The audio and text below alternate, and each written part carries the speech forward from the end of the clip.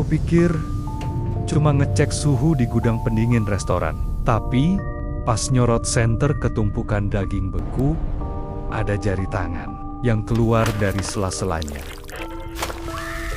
Namaku Ardi, usia 27 tahun. Sudah hampir setahun aku kerja di sebuah restoran besar di pusat kota. Restoran ini buka 24 jam.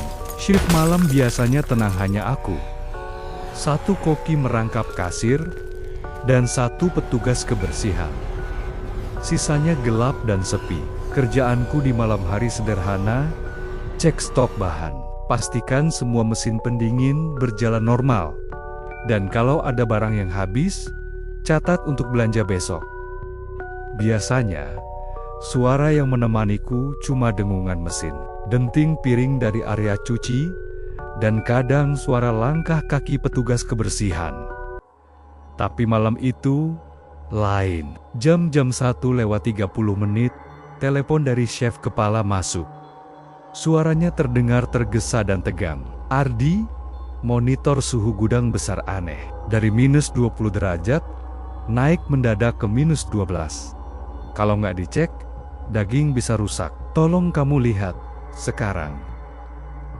Gudang besar yang dimaksud ada di lorong belakang, dekat area loading barang. Jarang dipakai selain untuk menyimpan daging beku dalam jumlah besar. Suhunya ekstrem, bisa sampai -20 derajat. Aku paling malas masuk ke sana. Tapi ini perintah. Jadi aku pakai jaket tebal, sarung tangan, dan membawa senter. Lorong menuju gudang itu gelap. Lampu neon di plafon hanya beberapa yang hidup. Berkedip pelan, lantai terasa dingin. Bau logam bercampur amis samar tercium. Sampai di depan pintu besi besar itu, aku berhenti. Pintunya sedikit terbuka. Tidak mungkin, gudang selalu dikunci rapat. Dan hanya beberapa staf termasuk aku yang punya kuncinya. Aku yakin, sore tadi pintu itu tertutup rapat. Perasaan tidak enak mulai merayap. Tapi aku tetap mendorong pintunya. Uap dingin menyembur keluar seperti kabut tipis. Aku melangkah masuk. Rak baja berjajar di kiri dan kanan, dipenuhi kotak, karung, dan plastik berisi daging beku. Mesin pendingin berdengung di sudut. Suhu membuat nafasku menjadi uap putih. Lalu, aku mendengar tok, tok, tok, tok. Aku diam. Suara itu berhenti. Saat aku melangkah lagi, suara itu kembali. Diikuti gesekan, seperti kain diseret di lantai. Aku menyorotkan senter ke arah suara, dan membeku. Di sela dua karung daging sapi beku, ada sesuatu yang mencuat, putih, kecil. Itu jari tangan, membeku, pucat kebiruan, kuku retak, ada bercak darah beku di bawahnya.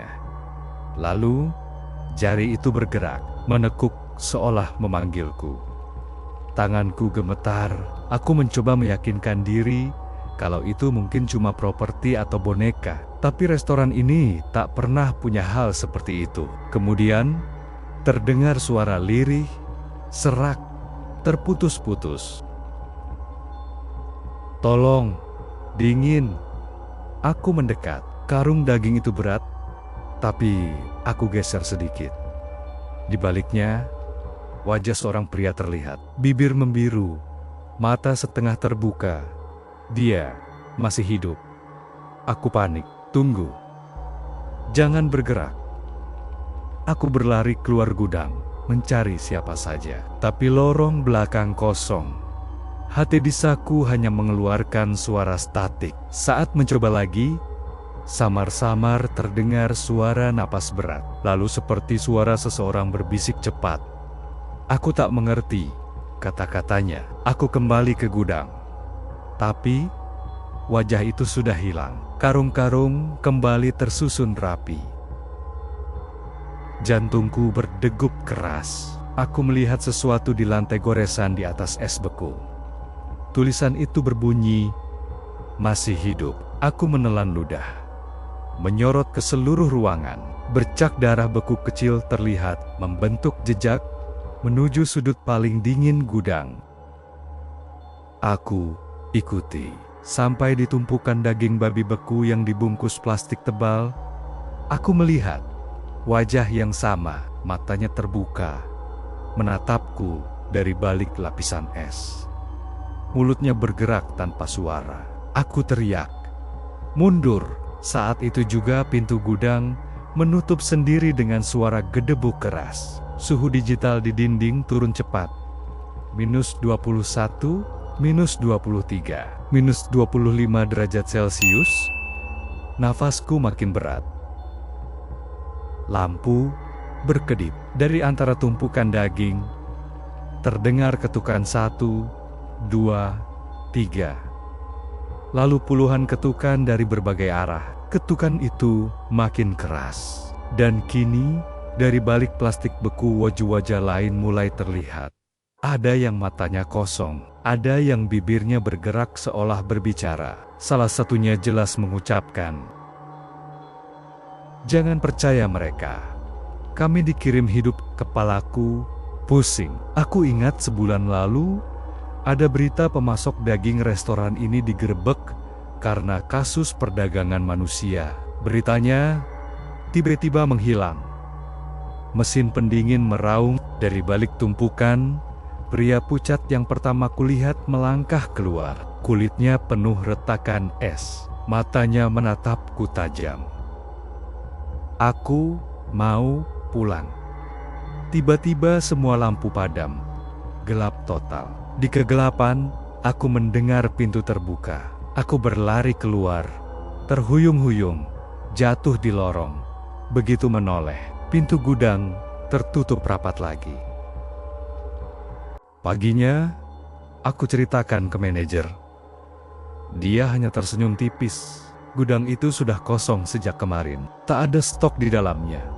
Tapi aku tahu apa yang kulihat nyata. Dan setiap kali lewat dekat lorong belakang itu, aku masih mendengar ketukan pelan dari dalam. Sejak malam itu, aku tak pernah lagi berani mendekati lorong belakang restoran. Bukan karena takut kedinginan, tapi karena aku tahu apa yang ada di balik pintu besi itu. Bukan sekadar daging beku. Ada nyawa yang masih terperangkap di sana, dan yang paling membuatku tidak bisa tidur setiap kali aku lewat. Aku masih mendengar suara ketukan pelan dari dalam, seolah mereka menunggu seseorang untuk membukakan pintu.